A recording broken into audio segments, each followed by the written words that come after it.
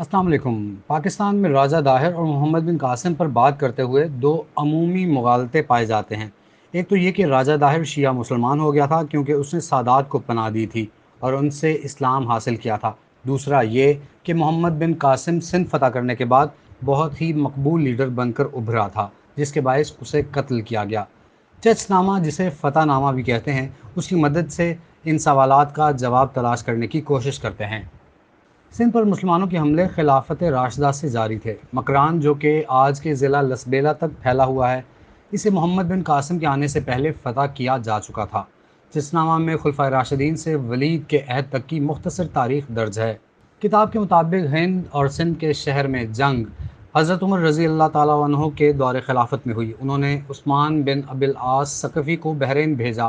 وہ لشکر لے کر عمان روانہ ہوئے اور مغیرہ بن عاص کی سرداری میں دریا کی راہ سے بحری بیڑا بحرین بھیجا تاکہ وہ اس راستے سے دیبل روانہ ہوں۔ اس وقت سندھ کا راجہ چچ بن سلائز تھا، جو راجہ دہر کا بعد پتا تھا۔ دیب کے باشندے تاجر تھے۔ راجہ چچ بن سلائز کی جانب سے سامہ بن دیوائز وہاں کا حاکم تھا۔ جب اسلامی لشکر دیبل پہنچا تو قلعے سے باہر نکل کر جنگ کی۔ اس جنگ میں ابی العاص شہید ہوئے۔ حضرت عمر رضی اللہ عنہ کو جب احوال معلوم ہوا اور یہ پتہ چلا کہ ہند اور سندھ میں ایک ایسے راجہ کا ظہور ہوا ہے جو کہ سرکشی اور لاپرواہی کرتا ہے، تو اس پر انہیں ابو موسیٰ اشعری نے بھی ہند پر حملہ نہ کرنے کے لیے سختی سے منع کر دیا۔ حضرت عثمان رضی اللہ عنہ نے سندھ پر حملے سے پہلے حالات معلوم کرنے کے لیے ایک صالح شخص بھیجا جو وہاں کی اصل خبر لائے۔ اس کے لیے حکیم بن جبلہ عبدی کو بھیجا گیا۔ جب حکیم بن جبلہ عبدی ہندوستان کا دورہ کر کے واپس آئے تو حضرت عثمان رضی اللہ عنہ نے پوچھا، اے حکیم، ہندوستان دیکھ آئے، وہاں کے حالات معلوم کر آئے؟ تو حکیم نے جواب دیا، جی ہاں۔ پھر وہاں کا حال یوں بیان کیا: وہاں کا پانی میلا، پھل کسیلے اور کھٹے ہیں، زمین پتھریلی ہے، مٹی شوریدہ ہے اور باشندے بہادر ہیں۔ اگر تھوڑا لشکر جائے گا تو جلد تباہ ہوگا، اگر زیادہ جائے گا تو بھوک سے مر جائے گا۔ پھر حضرت عثمان رضی اللہ عنہ نے پوچھا کہ وہ لوگ قول و قرار میں کیسے ہیں، وفادار ہیں یا بے وفا؟ حکیم نے جواب دیا کہ خائن اور غدار ہیں۔ اس پر عبداللہ کو لشکر کشی سے منع کر دیا۔ حضرت علی ابن ابی طالب علیہ السلام نے اپنے دور خلافت میں ساغر بن زور کو لشکر کا سردار بنا کر اور فوج کے خاص اور بڑے جرنیلوں کی ایک جماعت اور اس کا ماتحت کر کے ہندوستان کی سرحد پر مقرر فرمایا۔ وہ جہاں بھی پہنچتے تھے فتح مند اور کامیاب ہوتے تھے اور غلام کثرت سے ہاتھ آتے تھے، یہاں تک کہ وہ کوہ کیکانانا کے قریب پہنچ گئے اور وہاں جنگ کی۔ کیکانان کے کفار جب جنگ نہیں ہرا سکے تو انہوں نے کیکانان کی پہاڑیوں کے پاس لشکر اسلام کو گھیرنے کا ارادہ کیا۔ جب لشکر وہاں پہنچا تو انہوں نے کیکانان کے کفار کو دیکھ کر نعرہ تکبیر بلند کیا، جو پہاڑیوں سے گونجا تو چاروں طرف نعرہ تکبیر کی آواز بلند ہوئی، جس سے کفار پر ہیبت طاری ہوئی اور اس میں سے کچھ بھاگ گئے اور کچھ نے ہتھیار ڈال دیے اور اسلام قبول کر لیا۔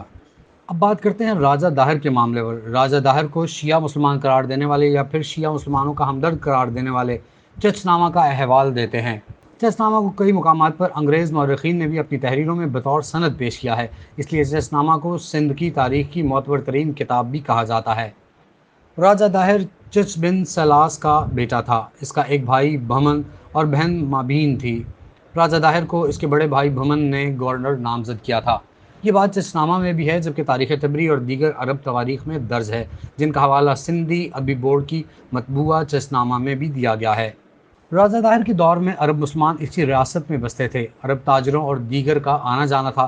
یہ اس بات سے بھی ثابت ہوتا ہے کہ حضرت عثمان رضی اللہ عنہ نے وہاں کے حالات جاننے کے لیے حکیم جبلہ کو بھیجا تھا، لیکن عربوں کی باقاعدہ رہائش کا پہلا اشارہ الافیوں کا علاقہ تھا۔ الافیوں کا وہاں آنا جانا تھا۔ یہ عرب اور مسلمان تھے۔ چچ نامہ میں لکھا ہے کہ بنی سام میں سے ایک الافی مرد جس نے عبد الرحمن بن اشعث کو جنگ سے بھاگ جانے پر قتل کیا تھا اور انتقام کے خوف سے فرار ہو کر داہر سے آ ملا اور 500 عربوں کے ساتھ داہر کی اطاعت قبول کی، اسی نے داہر کی رمل کے بادشاہ کے خلاف جنگ میں داہر کی مدد کی۔ داہر کو مشورہ اس کے وزیر بدیمان نے دیا۔ اس کا کہنا تھا کہ جنگ کا طریقہ کار جیسا عرب جانتے ہیں کوئی نہیں جانتا، اس کو بلا کر مشورہ کیجیے۔ راجہ داہر ہاتھی پر سوار ہو کر اس کے پاس گیا اور کہا کہ اے عرب سردار، میں تجھ سے جو رعایتیں کرتا ہوں، مدد کرتا ہوں، اس وقت ایک زبردست دشمن ہمارے سامنے ہے، تو ہماری مدد کر۔ الافی نے اسے خندق کھودنے کا کہا اور راجہ سے اس کے خاص سوار مانگے، پھر عرب فوجیوں کے ساتھ حملہ کر کے مخالف فوج کو شکست دی۔ اس طرح راجہ داہر کی بادشاہت اروڑ کے قلعے سے نکل کر سندھ میں پھیلی۔ اب نظر ڈالتے ہیں بحری جہاز کے لٹنے اور دیبل پر حملے کے واقعے پر۔ چچ نامہ میں لکھا ہے کہ سرندیب کے راجہ نے کشتیوں کے ذریعے حجاج کے پاس ہدیے اور تحفے بھیجے۔ انواع و اقسام کے موتی و جواہر، حبشی غلام اور کنیزیں اور دیگر بے مثل اشیاء کے نادر تحائف دارالخلافہ روانہ کیے۔ کچھ مسلمان عورتیں بھی کعبہ کی زیارت اور دارالخلافہ دیکھنے کی غرض سے ان کشتیوں پر تھیں۔ جب یہ بحری بیڑا ملک کازرون کے قریب پہنچا تو ہوا سخت مخالف ہو گئی، جہازوں کا رخ پھر گیا اور جہاز دیبل کے کنارے جا لگے۔ یہاں قزاقوں کے گروہ نے، جسے کامرا کہتے تھے، جو دیبل کے باشندے تھے، ان 8 جہازوں کو گرفتار کر کے اس میں لدے ہوئے سامان پر قبضہ کر لیا اور مردوں اور عورتوں کو گرفتار کر لیا، سارا سامان لوٹ لیا۔ جب کشتی کے سواروں نے کہا کہ یہ بادشاہ وقت کا سامان ہے تو انہوں نے کہا کہ اگر کوئی داد رسی کرنے والا ہے تو اس کے توسل سے خود کو پھر سے خرید لو۔ یاد رہے کہ اس زمانے میں مسلمان ہوں یا کافر، سب میں گرفتار کیے گئے عورتوں اور مردوں کو غلام بنایا جاتا تھا، اور ان کی رہائی کے لیے ضروری تھا کہ کوئی انہیں خریدے پھر رہا کرے۔ یہ غلامی کی تجارت کے دور کے رسوم تھے۔ اس پر ایک عورت نے چیخ کر کہا، یا حجاج یا حجاج، اغثنی اغثنی۔ یہ عورت قبیلہ بنی عزیر میں سے تھی۔ جب حجاج تک یہ بات پہنچی تو اس نے کہا کہ لبیک لبیک۔ دیبل کے تاجر جب دارالخلافہ آئے تو ان کے ساتھ وہ لوگ بھی تھے جو اس بیڑے سے بچ نکل آئے تھے۔ یہاں یہ بات ظاہر ہوتی ہے کہ دیبل کے تاجر عرب ممالک تک جاتے تھے اور وہاں سے تاجر دیبل سندھ تک آتے تھے۔ ان بچ نکلنے والوں نے حجاج کو خبر دی اور کہا کہ مسلمان عورتیں تمہیں پکار رہی ہیں۔ حجاج نے داہر کے پاس ایک قاصد روانہ کیا کہ ان لوگوں کو چھوڑ دے، لیکن داہر نے جواب دیا کہ یہ لوگ قزاق ہیں، ان سے زیادہ کوئی طاقتور نہیں ہے، وہ ہماری اطاعت نہیں کرتے۔ حالانکہ دیبل پر بھی راجہ داہر بن چچ کی بادشاہت تھی۔ حجاج کو جب یہ خبر ملی تو اس نے فوج کشی کا حکم دیا۔ حجاج نے بدیل ابن طہفہ کو مکران بھیجا، جس کی جنگ راجہ داہر کے بیٹے جیسینیہ سے ہوئی، جس میں بدیل کو شکست ہوئی۔ روایت ہے کہ جب حجاج کو بدیل کے مرنے کی خبر ملی تو غمگین ہو کر اس نے کہا کہ اے مؤذن، جب بھی نماز کے لیے اذان دو تو دعا میں مجھے بدیل کا نام یاد دلاتے رہو تاکہ میں انتقام لے سکوں۔ اب بات کرتے ہیں محمد بن قاسم اور راجہ داہر کی۔ حجاج نے محمد بن قاسم، جو اس کے چچا کا بیٹا تھا، اسے مکران بھیجا۔ محمد بن قاسم کے ساتھ شام اور ایران کے سپاہی تھے۔ محمد بن قاسم وہاں سے دیبل کی طرف روانہ ہوا۔ اس وقت جیسینیہ بن داہر نیرون میں تھا۔ اس نے اپنے باپ کو لکھا کہ محمد بن قاسم عربستان سے لشکر لے کر آ پہنچا ہے، اجازت دی جائے کہ اس سے جنگ کروں۔